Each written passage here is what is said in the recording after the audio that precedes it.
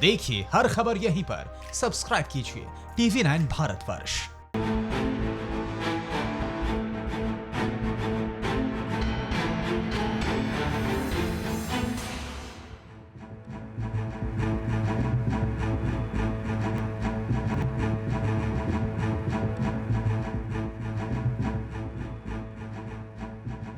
नमस्कार, कैसे हैं आप? मैं हूं निशांत चतुर्वेदी। अगले 1 घंटे तक आपको आपकी फिक्र से जुड़ी हर खबर दिखाएंगे। इससे पहले हमारे सेगमेंट्स पर आप जरा गौर कर लें। सबसे पहले हॉटस्पॉट न्यूज टॉप 9, फिर होगा फिक्र का जिक्र, फिर होगा फिक्रनामा और फिर जानना जरूरी है कोरोना पॉजिटिव, कोरोना क्रिमिनल, जो है सो है। लेकिन सबसे पहले 9 बजे की शुरुआत हॉटस्पॉट टॉप 9 के साथ।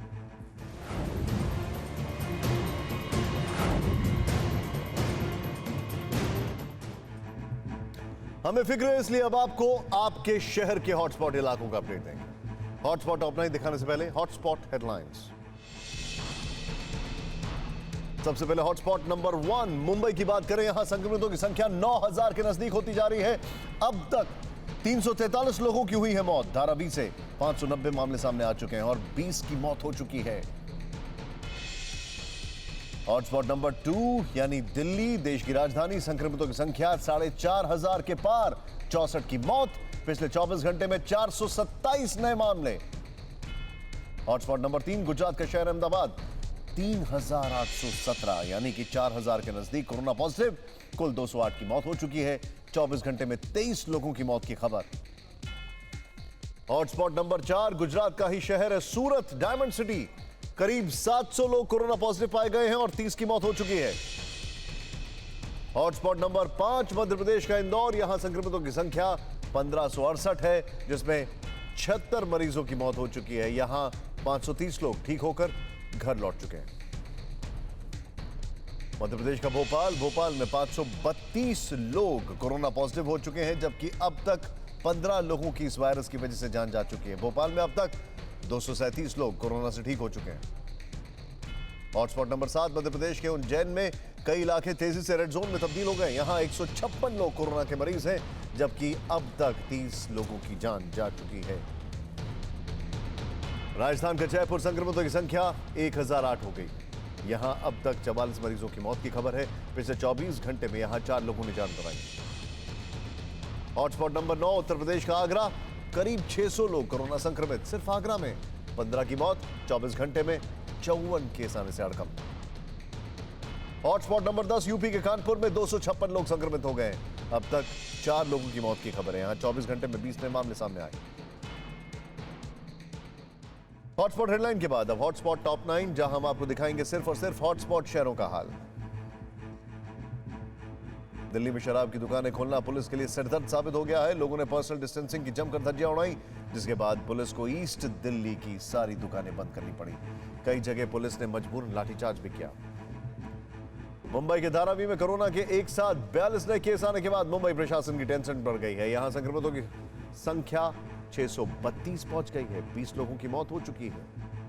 हॉटस्पॉट बन रहा है अंबाला में। लॉकडाउन 3 के पहले ही दिन कोरोना बम फटा। अंबाला में एक साथ 20 से ज्यादा लोग कोरोना पॉजिटिव पाए गए हैं, जिसके बाद स्वास्थ्य विभाग ने हड़कंप मच गया है। ये सभी डॉक्टर्स के घर बनाने वाले मजदूर हैं। यूपी के मेरठ में कोरोना से पिछला सारे रिकॉर्ड टूट चुके हैं। यहां एक ही दिन में 25 नए केस सामने आने से संक्रमितों की संख्या 141 हो गई है। मेरठ में कोरोना से अब तक 6 मरीजों की मौत हुई है। आगरा में कोरोना से तेजी से फैलता जा रहा है और यहां एक साथ 15 मरीजों में वायरस की पुष्टि हुई है, जिसके बाद संक्रमित मरीजों की संख्या 612 पहुंच गई है। इससे पहले आगरा में एक साथ 28 नए मरीज मिले थे। एनसीआर में भी कोरोना तेजी से बढ़ रहा है। नोएडा में आज 12 नए लोगों का टेस्ट रिपोर्ट पॉजिटिव आई है। अब यहां संक्रमित मरीजों का आंकड़ा 180 के नजदीक पहुंच गया है। वहीं गाजियाबाद में भी 13 नए मामलों के बाद मरीजों का आंकड़ा 95 हो गया। लगातार हॉटस्पॉट बन रहे यूपी के शामली से बड़ी खबर। पुलिस ने 12 विदेशी जमातियों समेत 15 को गिरफ्तार किया है। इन पर 1 महीने पहले मुकदमा दर्ज किया गया था। क्वारंटीन सेंटर में होने की वजह से गिरफ्तारी नहीं हुई थी। बिहार में पिछले 24 घंटे में कोरोना के 11 नए मामले आए हैं। मधुबनी जिले में सबसे ज्यादा 5 मरीज मिले हैं। बिहार में अब पॉजिटिव मरीजों की संख्या 528 हो चुकी है, जिसमें 4 मरीजों की मौत हुई। पूरी दुनिया कोरोना संकट से निकलने की जद्दोजहद में जुटी है, मगर हमारा पड़ोसी आतंक फैलाने में जुटा है। आतंकी संगठन टीआरएफ ने 48 घंटे बाद फिदाइन हमला बोला, जिसमें सीआरपीएफ के 3 जवान शहीद हो गए। हमले में फिदाइन भी ढेर हो गया। सेना प्रमुख नरवणे ने पाकिस्तान की कड़ी निंदा करते हुए आतंक फैलाने का आरोप लगाया। चलिए अब पहले देखते हैं कि आज आपकी फिक्र की कौन कौन सी खबरें सामने आई हैं। दिल्ली के अमीरजादों का डर्टी लॉकर मिला है। क्या आपका लाडला बिगड़ गया है? लॉकडाउन के 40 दिन बाद क्या अपडेट? खुली शराब की दुकान या ये क्या कर डाला? क्या लॉकडाउन में ढील सही है? कोरोना वॉर के लिए हम कितने तैयार हैं? 13 हॉटस्पॉट का कोरोना मीटर क्या बोलता है? कितना नीचे कितना ऊपर हुआ है खतरा? मजदूरों की वापसी, कौन हुआ फेल? सियासत की रेल और किराए का खेल। जब कोरोना ग्राफ चढ़ा तो कैसे खाकी पर भरोसा बढ़ा? बहुत दिलचस्प खबर हम आपको दिखाने वाले हैं। कोरोना पर इतना फ्रॉड, बंगाल में दीदी की दादागिरी का सबूत देखिए। और इससे पहले कि हम लॉकडाउन और कोरोना की फिक्र की ओर बढ़े, इस लॉकडाउन में आई फिक्र की एक बहुत बड़ी खबर दिखाते हैं। यह खबर साउथ दिल्ली से। दिल्ली में रहने वाले जानते हैं कि दिल्ली में साउथ दिल्ली की अपनी ही हनक है, लेकिन यहां के बड़े बाप के बिगड़ैल औलादों की चौंका देने वाली करतूत का खुलासा हुआ है। एक स्कूल में पढ़ने वाले बच्चों का एक ऐसा ग्रुप पकड़ा गया है जिसमें उनकी हम उम्र बच्चियों और औरतों की अश्लील तस्वीरें डाली जाती थी। उनके साथ बलात्कार और गैंग रेप करने के तरीके पर बात होती थी। इस खबर को देखकर आप भी कहेंगे कि आखिर ये नई पीढ़ी को क्या हो गया।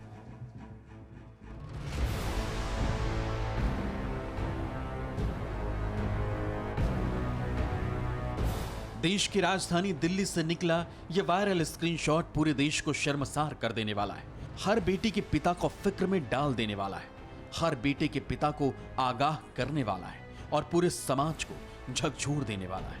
यह खबर है उन बड़े बाप के बिगड़ैल बच्चों की, जिनका एक ग्रुप इसी दिल्ली में सोशल साइट पर बच्चियों की अश्लील तस्वीरें शेयर कर रहा है।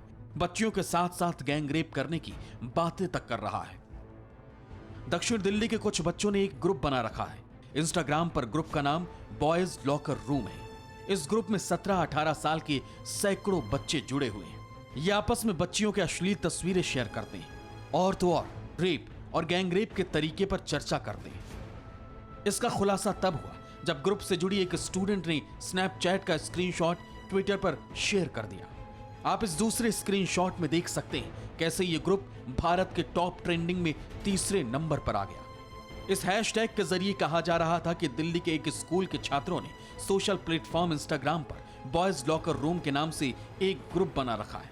इस ग्रुप में कुछ छात्र लड़कियों की मॉर्फ पिक्चर डालकर अश्लील और भद्दे भद्दे कमेंट कर रहे थे, जिसके बाद इसी इंस्टाग्राम ग्रुप की एक छात्रा ने इस ग्रुप का स्क्रीनशॉट ट्विटर पर डालकर वायरल कर दिया। अब दिल्ली पुलिस की साइबर सेल इस पूरे मामले की जांच में जुट गई।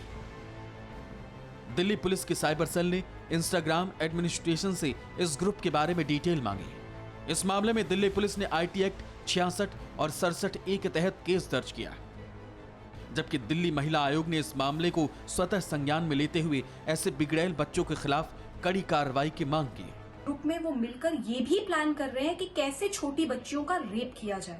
ये बहुत ही डराने और चौंका देने वाला है। दिल्ली महिला आयोग ने इंस्टाग्राम और दिल्ली पुलिस दोनों को नोटिस इशू किया है, क्योंकि हम ये चाहते हैं कि ये लड़के तुरंत अरेस्ट होने चाहिए और इनके खिलाफ कड़ी से कड़ी कार्यवाही होनी चाहिए। दिल्ली महिला आयोग के मुताबिक इस ग्रुप के इंस्टाग्राम पर सैकड़ों मेंबर थे जो आपस में महिलाओं से रेप करने, बच्चियों से गैंग रेप करने के तरीके पर बात करते थे, बच्चियों की मॉर्फ की हुई अश्लील फोटो शेयर करते थे, जो कानून अपराध है और देश के कर्णधारों की दशा दिशा और सोच पर बड़ा सवाल है।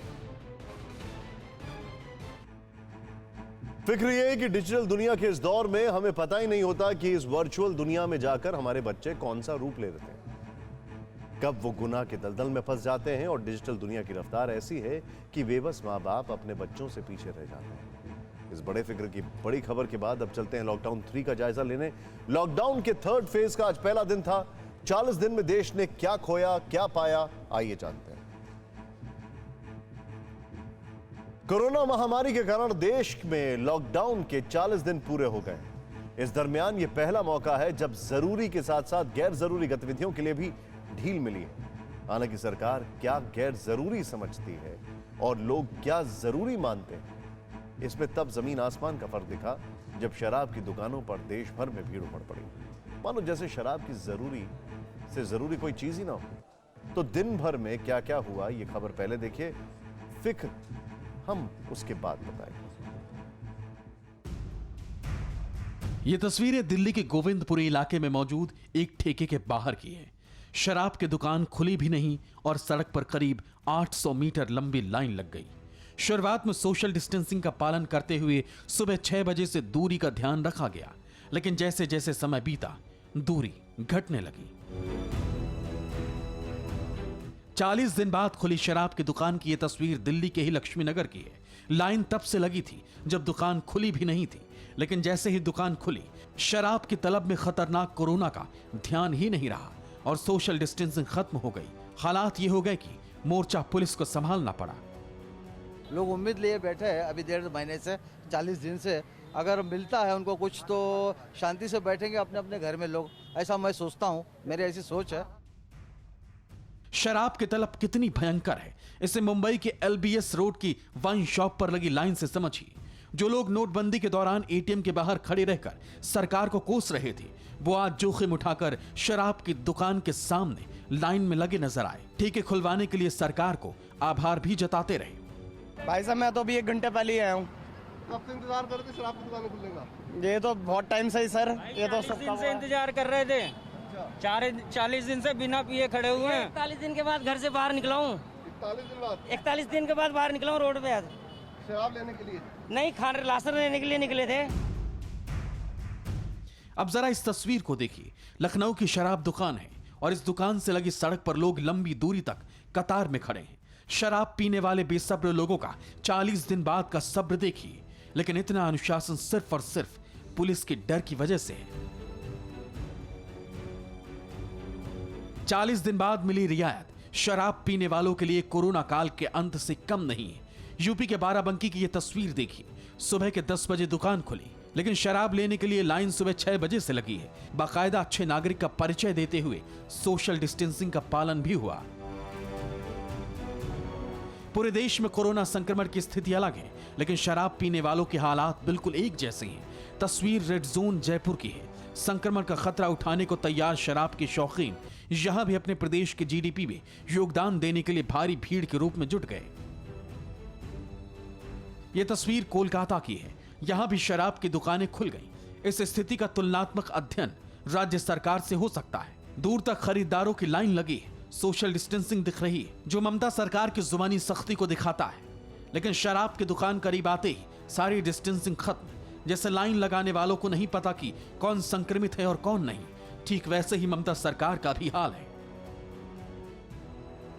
अब रियायत मिली है तो देश भर में शराब के ठेकों के बाहर लाइन लगी है, लेकिन इस रियायत का नाजायज फायदा किस तरह से उठाया गया ये भी देखिए।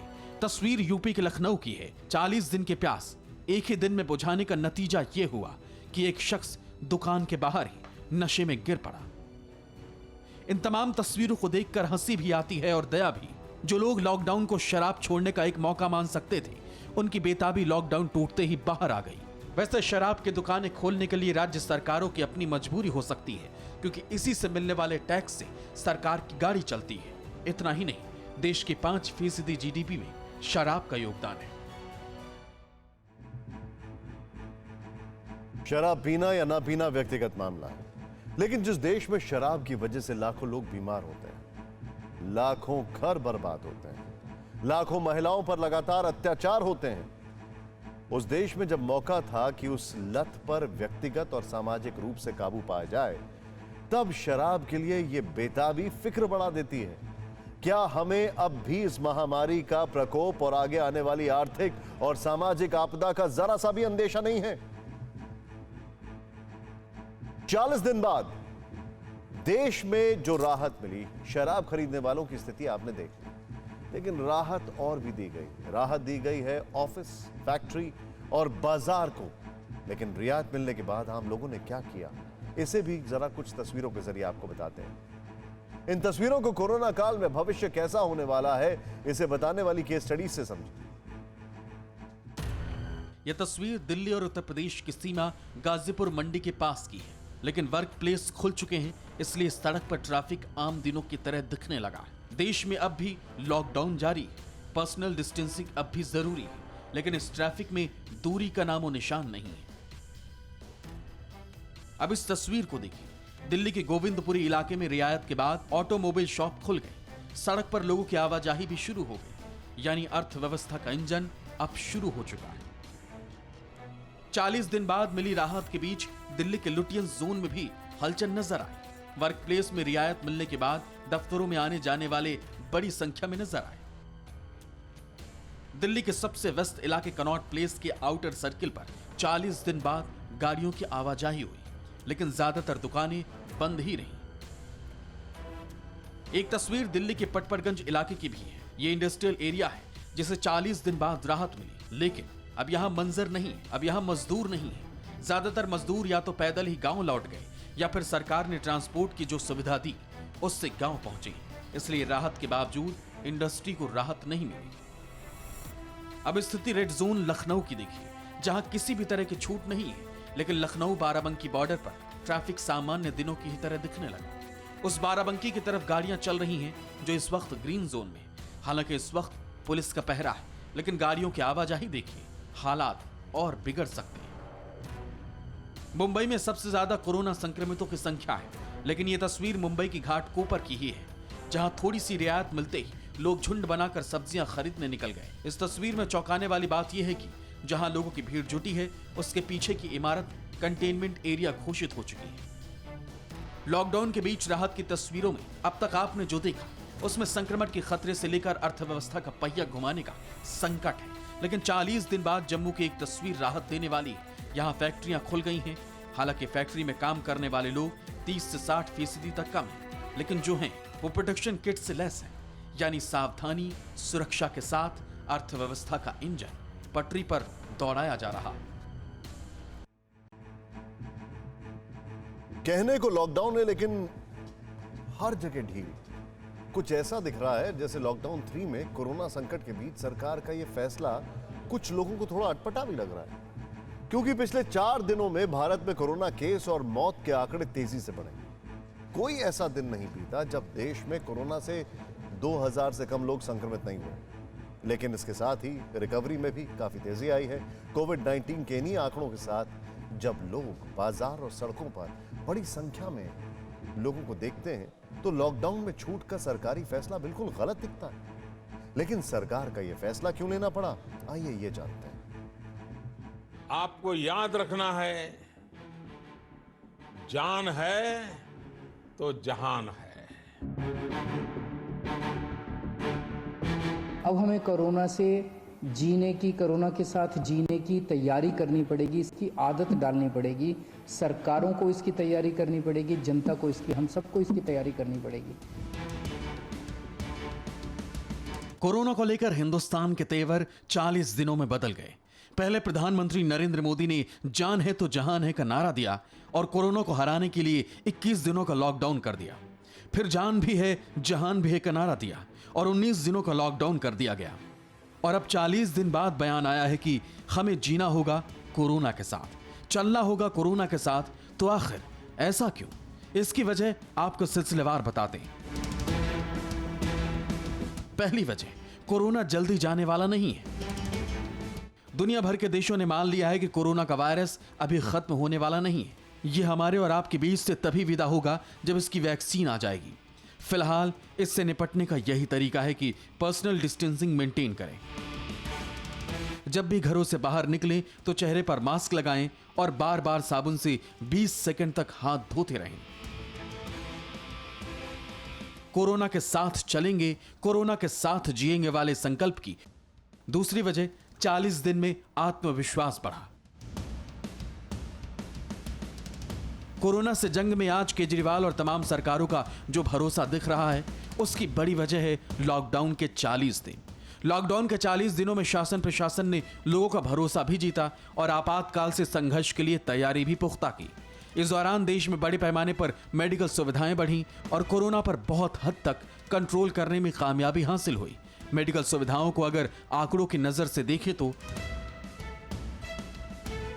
भारत में कोरोना के दस्तक से पहले एक भी पीपीई किट नहीं बनती थी, लेकिन अब 1,87,000 पीपीई किट रोज बन रही हैं। कोरोना से पहले देश में N95 मास्क भी ना के बराबर बनते थे, जो मास्क अब रोज 2,30,000 बनने लगे। इसके अलावा 4 मई को सुबह 9 बजे तक 11,07,233 सैंपल टेस्टिंग के लिए लिए जा चुके थे, जो खुद में एक बड़ी कामयाबी। अकेले ICMR यानी Indian council for medical research 70,000 रोजाना टेस्ट करवा रहा है। भारत में अभी 10,63,500 टेस्ट किट हैं। जांच की दर को बढ़ाने के लिए 63 लाख किट के और ऑर्डर दिए गए हैं।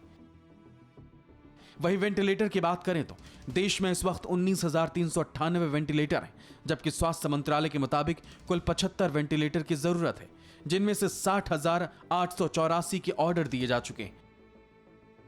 ऑक्सीजन सिलेंडर तैयार करने के मामले में भारत आत्मनिर्भर है।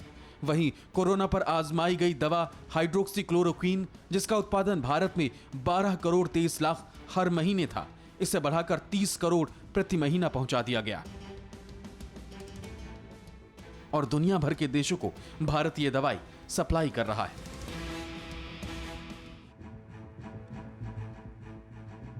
भारत में 40 दिन बाद लॉकडाउन खुलने की तीसरी बड़ी वजह है चरमराई अर्थव्यवस्था को संजीवनी देना।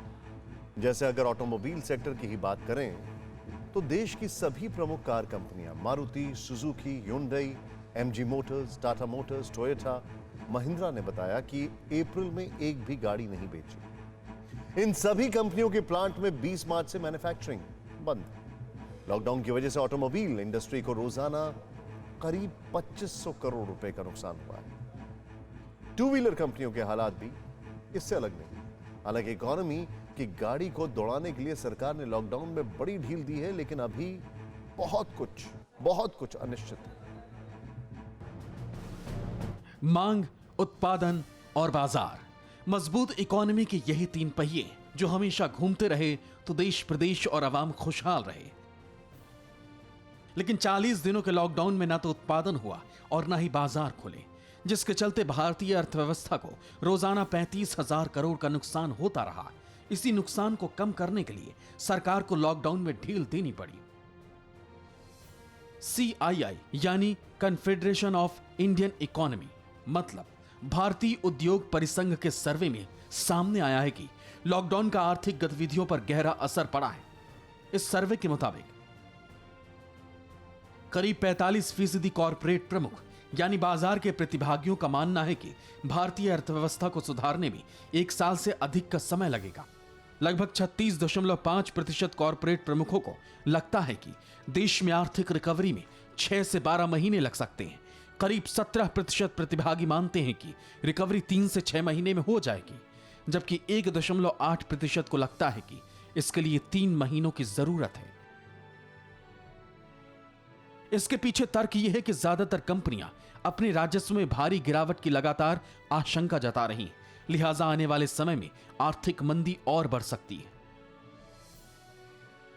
आपको बता दें कि इस सर्वे में 300 से अधिक CEO ने हिस्सा लिया, जिसमें से 2/3 MSME यानी छोटे और मझोले उद्योग से संबंध रखते हैं। सर्वे में यह भी सामने आया है कि लॉकडाउन के कारण 65% कंपनियों को राजस्व में मौजूदा तिमाही में 40% से अधिक गिरावट की आशंका है। वित्त वर्ष 2020-21 में 33% कंपनियों को राजस्व में 40% से अधिक की गिरावट का अनुमान है, जबकि 32% कंपनियों ने राजस्व में 20 से 40% गिरावट की आशंका जताई है। नौकरियों और आजीविका पर लॉकडाउन ने गहरी चोट की है। आधे से अधिक कंपनियां यानी लगभग 54% को लगता है कि लॉकडाउन खत्म होने के बाद संबंधित सेक्टर्स में नौकरियां जाएंगी। इनमें से 45% कंपनियों को 15 से 30% नौकरियां खत्म होने का अनुमान है। इसलिए सरकारों ने लॉकडाउन में ढील देकर इकोनॉमी को पुनर्जीवित करने का फैसला किया। लेकिन इतने भर से चुनौती खत्म नहीं होती। अगर ऑटोमोबाइल सेक्टर का ही उदाहरण ले तो अभी प्रोडक्शन ना के बराबर है। हालांकि स्टॉक फुल है, फैक्ट्रियां खुलने वाली हैं, लेकिन मजदूर नहीं मिलेंगे। अचानक बाजार खुलने से अभी पता नहीं कि मांग कितना बढ़ेगी। इसके अलावा जिन्होंने गाड़ी बुक की है, पता नहीं अब वो डिलीवरी लेंगे भी या नहीं। इसी संशय के बीच कुछ कंपनियों ने उत्पादन शुरू करने का फैसला किया है, तो कई अभी भी उधेड़-बुन में हैं। जैसे 6 मई से हुंडई के तमिलनाडु में फैक्ट्री खुल जाएगी। मई के तीसरे या चौथे हफ्ते में टाटा मोटर्स भी प्रोडक्शन शुरू कर सकता है। मारुति भी ये देख रही है कि उसके कितने वेंडर्स कंटेनमेंट जोन में नहीं है, जिसके बाद मानेसर और गुरुग्राम दोनों फैक्ट्रियों में उत्पादन शुरू किया जाएगा। वॉक्सवैगन भी 2 से 3 हफ्ते में प्रोडक्शन शुरू करेगा। मांग कम होने के कारण कोका कोला और पेप्सी के बॉटलिंग प्लांट्स अभी बंद रहेंगे। एलजी, सैमसंग और वीवो को अभी सरकार से ग्रीन सिग्नल नहीं मिला है।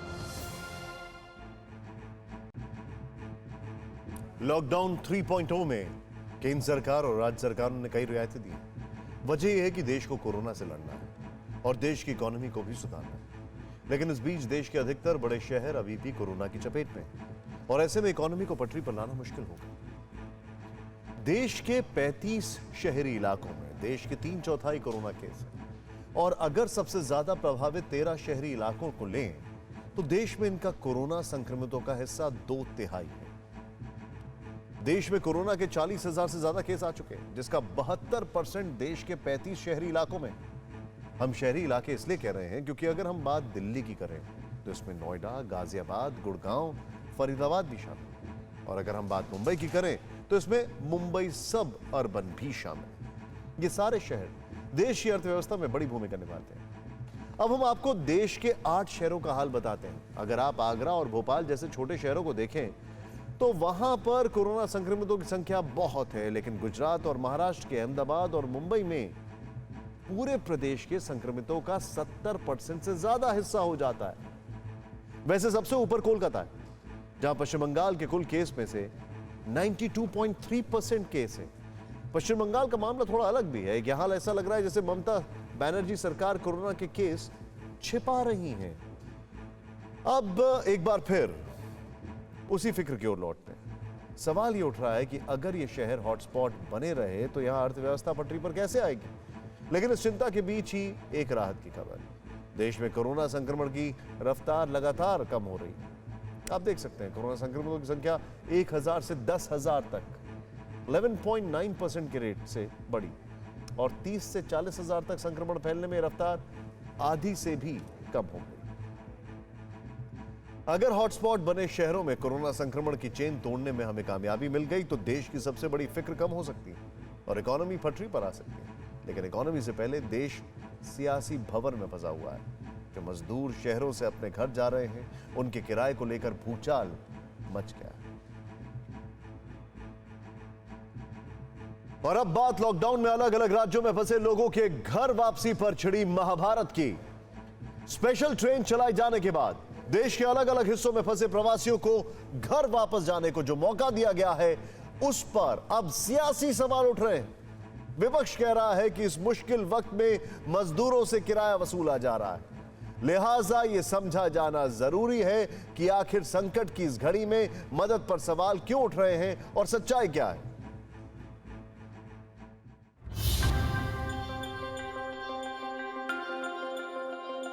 देश में लंबे लॉकडाउन के बाद घर वापसी के लिए श्रमिक एक्सप्रेस में लोगों का हुजूम उमड़ पड़ा। लेकिन मुसीबत की इस घड़ी में भी रेलवे के किराया वसूलने की खबर आई तो देश का सियासी पारा आसमान पर पहुंच गया, जिसकी शुरुआत की आज सुबह राहुल गांधी के ट्वीट ने। राहुल गांधी ने अपने ट्वीट में लिखा कि एक तरफ रेलवे दूसरे राज्यों में फंसे मजदूरों से टिकट का किराया वसूल रही है, वहीं दूसरी तरफ रेल मंत्रालय पीएम केयर फंड में 151 करोड़ रुपए का चंदा दे रहा है। जरा ये गुत्थी सुलझाइए। इस गंभीर सवाल और आरोप की TV9 भारतवर्ष ने पड़ताल शुरू की। हमारे सामने सवाल था कि क्या वाकई इन मजदूरों से किराया वसूला गया है? अगर किराया वसूला गया है तो किसने वसूला? और संकट की इस घड़ी में मजदूरों को लूटने के लिए जिम्मेदार कौन है? या फिर यह सिर्फ सियासी स्टंट है, देश में झूठ फैलाया जा रहा है? हमने सबसे पहले एक ट्रेन की हकीकत परखी जो जयपुर से करीब 1200 लोगों को लेकर पटना पहुंची थी। TV9 भारतवर्ष ने इन लोगों से सवाल किया, क्या उनसे टिकट के पैसे लिए गए? कितना रुपए लगा हुआ? 1 रुपया नहीं। रास्ते में एक भी नहीं लगा पैसा? ना तो एक भी। टिकट आप लोग को कौन दिया था कटा के? वहाँ रेलवे में प्रशासन दिया है। रास्ता में कितना पैसा लगा आप लोग को आने में? 1 भी रुपए नहीं लगा। क्या रुपए रास्ता में खर्च लगा? 1 भी रुपए खर्च नहीं हुआ। टिकट कटा के कौन दिया था? टिकट कटा के मतलब प्रशासन दिया था। राजस्थान से बिहार पहुंचे इन लोगों ने साफ कर दिया कि उनसे कोई किराया नहीं वसूला गया। प्रशासन ने टिकट दिया, रास्ते में खाने पीने का इंतजाम किया और सभी को राजस्थान से बिहार तक पहुंचाया। लेकिन हमें एक ट्रेन में किराया वसूले जाने की भी खबर मिली जो महाराष्ट्र के भिवंडी से यूपी के गोरखपुर पहुंची थी। कई लोग ऐसे हैं जिसके पैसे नहीं है, वो लोग खुद मदद मांग रहे हैं, इसके लिए आगे बढ़ रहा हूँ, उसके लिए क्या कर सकता हूँ, उसके लिए नहीं पैसे तो क्या करें, जाना ही पड़ेगा। कोई किसी से उधार लेकर आए, किसी से ले रहा है। हर एक कोच में सोशल डिस्टेंस रख के 54 पैसेंजर्स को बिठाया जा रहा है। लगभग 30 आवर्स की जर्नी है और इसमें जो टिकट रेट है वो 800 रुपये हर एक पैसेंजर से लिया गया है। मतलब ये कि कहीं प्रवासी मजदूरों से ट्रेन के टिकट के पैसे वसूल लिए गए तो कहीं फ्री में सफर कराया गया। लेकिन ये हुआ क्यों, अब ये भी समझिए। ये केंद्रीय गृह मंत्रालय का 1 मई 2020 का लेटर है जिसमें लिखा था कि ट्रेन मूवमेंट के लिए टिकट बिक्री को लेकर रेल मंत्रालय गाइडलाइंस जारी करेगा। और ये दूसरा लेटर है रेल मंत्रालय का। इसमें लिखा है कि स्थानीय प्रशासन टिकट यात्रियों को देगा और उनसे इसका किराया वसूल कर पूरी राशि वापस रेलवे में जमा करा देगा। और ये तीसरा लेटर भी रेल मंत्रालय का ही है जिसमें टिकट की कीमत के बारे में बताया गया है। लिखा गया है कि स्लीपर क्लास के किराए के अलावा 30 रुपए सुपरफास्ट चार्ज और 20 रुपए अतिरिक्त देने होंगे। हो सकता है कि रेलवे के इन लेटर्स की वजह से ही महाराष्ट्र में प्रवासी मजदूरों से टिकट के पैसे वसूल लिए गए हों।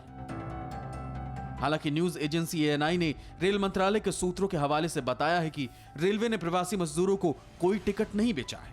राज्य सरकारों से केवल मानक किराया लिया जा रहा है जो रेलवे की कुल टिकट लागत का महज 15% है।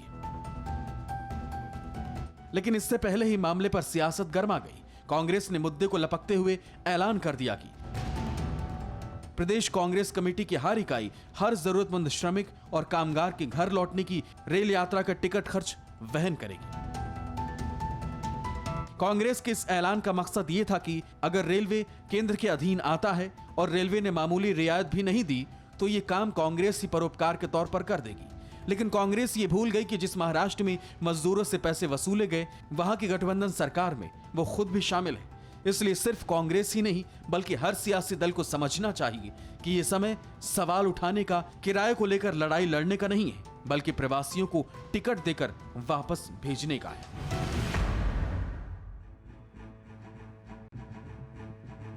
अब एक एक करके राज्य अपने प्रवासी मजदूरों का खर्च उठाने को तैयार होने लगे हैं। इस कड़ी में शिवराज सिंह चौहान की मध्य प्रदेश सरकार ने मजदूरों का रेल किराया चुकाने का ऐलान किया है। छत्तीसगढ़ के सीएम भूपेश बघेल और बिहार के मुख्यमंत्री नीतीश कुमार ने भी श्रमिकों की रेल यात्रा का किराया देने की बात कही। तो आने में उनको जितना भी खर्च हुआ बाहर से और उसके अलावे 500 रुपया और राज्य सरकार उनको देगी और मिनिमम 1000 रुपया हर व्यक्ति को जो बाहर से आएंगे उनको दिया जाएगा। फिक्र ये कि मजदूरों से ट्रेन के टिकट का किराया वसूलने को लेकर जिम्मेदार जो भी हों, लेकिन एक बात तय है, बेबस और गरीब मजदूरों को इस वक्त सहानुभूति की, मदद की जरूरत है, पूरी सियासत की जरूरत नहीं। ये सियासत भी कर लीजिए लेकिन पहले इस मुश्किल वक्त से देश को बाहर तो निकल आने दीजिए। फिक्र सिर्फ दूसरे राज्यों में फंसे लोगों को उनके घर तक पहुंचाकर खत्म नहीं हो रही, बल्कि असली फिक्र वहीं से शुरू हो रही। हमारे खास सेगमेंट फिक्रनामा में अगली फिक्र नांदेड़ से लौटे श्रद्धालुओं की।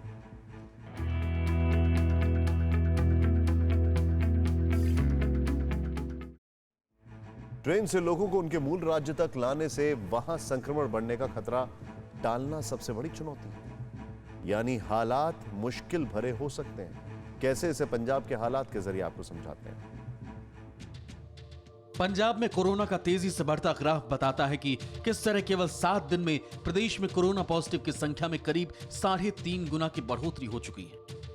और ये बढ़ोतरी इसलिए हुई क्योंकि पंजाब सरकार स्पेशल बसों से महाराष्ट्र के नांदेड़ से श्रद्धालुओं को वापस पंजाब लाई, जिनमें से ज्यादातर कोरोना से संक्रमित हैं।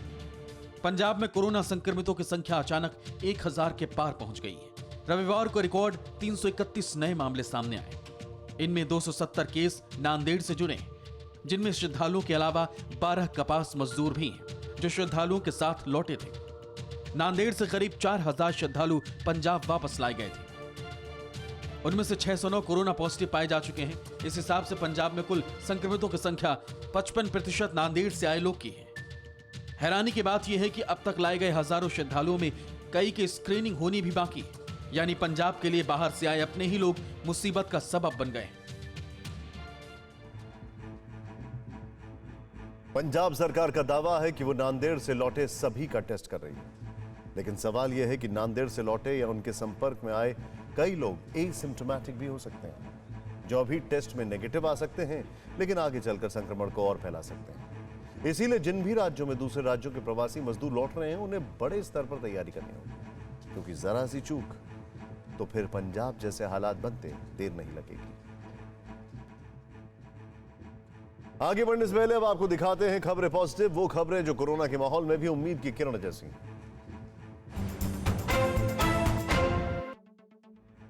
कोरोना काल में अच्छी खबर भी सामने आई।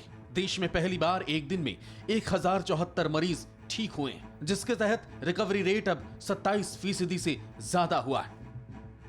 नोएडा के एक महिला उद्यमी ने लॉकडाउन के चलते फैक्ट्री बंद होने पर मास्क बनाना शुरू कर दिया। यही नहीं, मास्क के साथ साथ इस महिला ने पीपीई किट भी बनाई। गारमेंट्स उद्योग से जुड़ी नीतू सिंह अब तक 15,000 से ज्यादा 3 लेयर मास्क बनाकर जरूरतमंदों में फ्री में बांट चुकी हैं। नीतू ने कई अस्पतालों और डॉक्टर्स को पीपीई किट भी उपलब्ध कराई। ये खूबसूरत तस्वीर दिल्ली के पटपरगंज की है, जहां दिल्ली पुलिस ने बुजुर्ग दंपत्ति की गोल्डन जुबली मनाई। एक बुजुर्ग दंपत्ति पटपरगंज के निकुंज अपार्टमेंट में अकेले रहता था। उनके बच्चे विदेश में थे। जैसे ही पुलिस को इसकी जानकारी मिली, पुलिस बुजुर्ग दंपत्ति के घर पर उपहार लेकर उन्हें सरप्राइज देने पहुंची। पुणे में लॉकडाउन के चलते जब दूल्हा और दुल्हन के घर वाले नहीं पहुंच सके, तो पुलिस के जवान शादी समारोह में पहुंचे ही नहीं, बल्कि माता पिता का फर्ज भी निभाया। पुलिस वालों ने पंडित जी के इंतजाम से लेकर शादी का सारा साजो सामान और मंडप बुक करवाया, फिर दोनों की पूरी रीति रिवाज से शादी करवाई।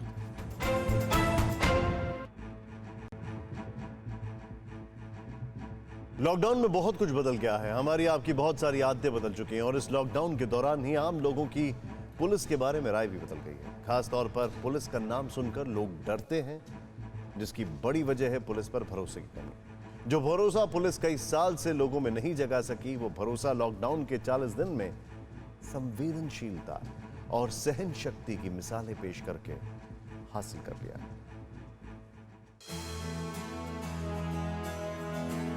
पुलिस वालों पर बरसते फूलों की ये तस्वीरें उस बदलाव की गवाह हैं जो पुलिस के प्रति हिंदुस्तान के लोगों की सोच में आई है। और ये तस्वीरें गवाह हैं पुलिस में आए बदलाव की, जिसके चलते लोग खाकी को भगवान कह रहे हैं। खाकी में भगवान है आप लोग, सच में बहुत बहुत शुक्रिया आप लोगों का। यूपी के बरेली में रहने वाली इस महिला का नाम तमन्ना अली खान है। लॉकडाउन की वजह से इनके पति नोएडा में फंस गए थे। मैं मौत और जिंदगी से लड़ रही थी। मेरे हस्बैंड नोएडा में फंसे हुए थे और यहाँ मुझे लेबर पेन हो रहा था। मुझे हॉस्पिटल तक पहुँचाने वाला भी कोई नहीं था। और आज मेरा प्यारा सा बेटा है और मेरे हस्बैंड भी है मेरे साथ। और ये सब कुछ पॉसिबल हुआ SSP Bareilly, Bareilly police, commissioner sir जो नोएडा के हैं, और additional DCP Ranvijay sir. Very special thank you to all of you. सिर्फ यूपी ही नहीं, बल्कि पूरे देश में पुलिस वालों ने जरूरतमंदों की मदद की, बेसहारों का सहारा बने, भूखों को खाना खिलाया, मुश्किल में फंसे बुजुर्गों को मदद पहुंचाई।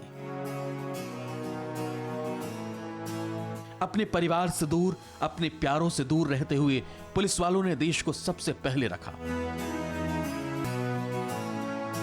लॉकडाउन का उल्लंघन करने वालों को समझाया, जो नहीं समझे उन्हें सबक सिखाने के लिए सख्ती भी दिखाई। इस बीच अपना फर्ज निभाने वाली खाकी पर कई बार जानलेवा हमले भी हुए। कभी पत्थरों और लाठी डंडों से हमला किया गया, तो कभी तलवार से हाथ तक काट दिया गया। लेकिन फिर भी इनकी हिम्मत और हौसला डिगा नहीं।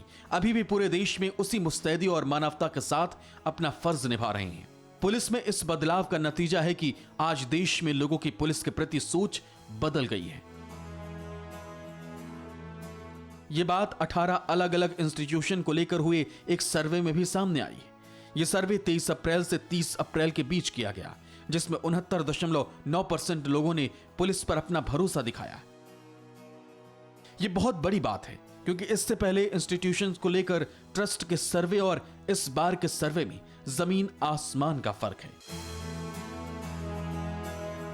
2010 में हुए सर्वे में 18 इंस्टीट्यूशंस में पुलिस की रैंक 18वीं थी। 2018 में भरोसे के मामले में पुलिस की रैंकिंग 14वीं थी, लेकिन इस बार पुलिस पर लोगों का भरोसा इतना बढ़ा कि वो चौथे नंबर पर है। 2018 के सर्वे में पुलिस पर भरोसा करने वाले 29.9% थी, जो अब बढ़कर 69.9% हो गए। इस दौरान पुलिस पर अविश्वास करने वालों की संख्या में भी कमी आई है। 2018 में यह आंकड़ा 28.4% था, जो अब घटकर 8.1 हो गया है। साफ है कि जिस पुलिस का जिक्र होते ही लोगों के मन में भय और असंवेदनशीलता की तस्वीर उभर आती थी, अब उसी पुलिस की छवि कोरोना काल में पूरी तरह बदल गई है।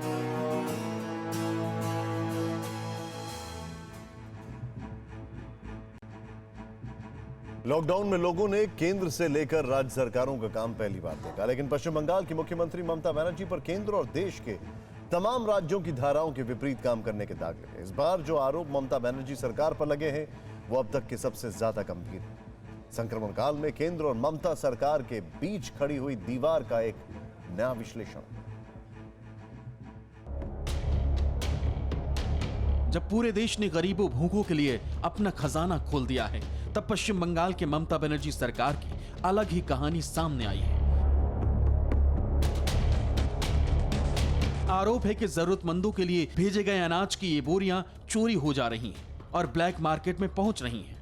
আমাদের হবিবপুর শ্রীকৃষ্ণ রাইস মিলের ভেতরে পুরো 1 লরি ফুল পাঞ্জাব 1 লরি চাল দেখেন। আমরা এসে সকালে খবর পাই, আমরা আমাদের মাধ্যম দিয়ে খবর পেয়ে এখানে আসি। दरअसल कोरोना की वजह से लॉकडाउन ने पूरे देश की इकोनॉमी पस्त कर दी है और कोरोना के संक्रमण काल में हर किसी को फिक्र गरीबों की है, गरीबों के सामान्य जरूरत की चीजों की है। इस फिक्र को दूर करने का जिम्मा सरकारों का है। जरूरी राशन और खाद्यान्न का प्रबंध सरकारों ने किया भी है। सप्लाई अब भी जारी रही। गरीबों तक पीडीएस यानी जन वितरण प्रणाली के तहत सरकार ने खाद्यान्न पहुंचाया, लेकिन पश्चिम बंगाल में गरीबों के जीने के लिए जरूरी खाद्यान्न पर ही राजनीति शुरू हो गई और ममता सरकार आरोपों में बुरी तरह से घिर गई। आरोप है कि ममता सरकार केंद्र से मिले खाद्यान्न में धांधली कर रही है। केंद्र सरकार से मिले पीडीएस के चावल को राइस मिलों को बेचा जा रहा है। केंद्र के स्टाम्प लगी बोरियों से चावल निकालकर दूसरे बैग में भरा जा रहा है। तो आखिर बोरी का ये खेल क्या है और गरीबों का पेट भरने के लिए भेजे गए अन्न का गड़बड़ झाला क्या है? इसके सबूत के तौर पर बीजेपी के सांसद और केंद्रीय पर्यावरण राज्य मंत्री बाबुल सुप्रियो ने ट्विटर पर एक वीडियो शेयर किया। इस वीडियो में दिख रहा है कि ट्रक पर सैकड़ों बोरों में चावल भरकर राइस मिल में उतारा जा रहा है। यह भी बताया गया है कि वीडियो हबीबपुर में बनाया गया है, जिसे बनाने वाले शख्स ने बांग्ला भाषा में ही कई चौंकाने वाले दावे किए। सेंट्रल থেকে ওয়েস্ট বেঙ্গল সরকারের জন্য চাল এসেছে, সেই চাল এসে কেন হবিবপুর রাইস মিলে ঢুকবে আমাদের সেটাই প্রশ্ন। আমাদের সেন্ট্রাল সরকারের চাল বস্তা খালি হচ্ছে, খালি হয়ে সমস্ত এই হলুদ বস্তাগুলো প্যাকিং হচ্ছে, ওদের নিজস্ব বস্তায় বিক্রি হচ্ছে। চালের বস্তা ঢালা হচ্ছে, চালের বস্তা ঢেলে ঢেলে অন্য সাদা বস্তা, ওই যে দেখুন চালের বস্তা ঢেলে ঢেলে, এই দেখুন চালের বস্তা এখানে ঢালা হচ্ছে, ঢেলে এই চালের বস্তা করা হচ্ছে। इस वीडियो को शेयर करते हुए बाबुल सुप्रियो ने पश्चिम बंगाल की मुख्यमंत्री ममता बनर्जी से सवाल पूछे हैं कि सीएम बंगाल के गरीबों के लिए केंद्र से भेजे गए अनाज को क्यों बेच रही हैं? केंद्र से भेजा गया चावल राइस मिल में क्यों भेजा जा रहा है? क्या सत्तारूढ़ पार्टी के नेता इस अनाज की बिक्री में शामिल है? ये सिर्फ सवाल ही नहीं है, बल्कि बाबुल सुप्रियो ने दावा किया है कि सत्ताधारी दल के नेता इस धांधली में शामिल है और ममता बनर्जी ने इस धांधली की बाकायदा इजाजत भी दे रखी है। प्रधानमंत्री गरीब कल्याण अन्न योजना की मोहर लगी बोरी से चावल निकाले जा रहे हैं, उन्हें सादी बोरियों में भरा जा रहा है और बाजार में ब्लैक कर दिया जा रहा है। यानी आरोप है कि पश्चिम बंगाल की ममता बनर्जी सरकार कोरोना काल में भी गरीबों का अन्न डकार जा रही है। फिक्र आपकी में अब वक्त है हमारे खास सेगमेंट का, जिसका नाम है जो है सो है, दिनेश गौतम के साथ।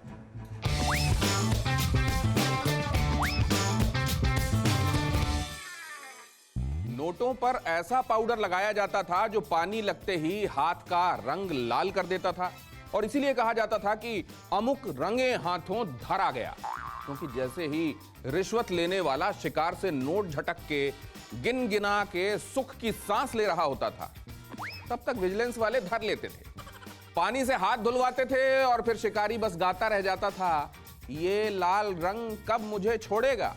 बाद के दिनों में शातिर गिरोह ने कुछ और दिमाग लगाया और किसी तीसरे को रिसीवर बनाया गया, उसको उसके जोखिम और गोपनीयता का कट देकर ऊपर की कमाई भी की और बचते भी रहे। पर कोरोना के बाद बेचारे बड़े बेचैन हैं। एक फिक्र तो इस बात की कि कोरोना हो गया तो इतनी मेहनत से की गई कमाई को भोगेगा कौन, और अगर बच गए तो ये मुई आदत तो जाने से रही, कोई खुंदक का मारा क्लाइंट थूक से गिने नोट थमा गया तो बाकी तो जो है सो है।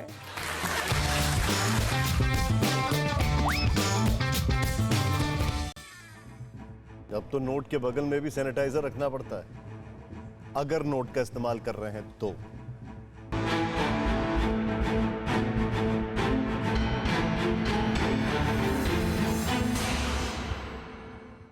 परवाह देश की, सोमवार से शुक्रवार रात 10 बजे TV9 भारतवर्ष पर।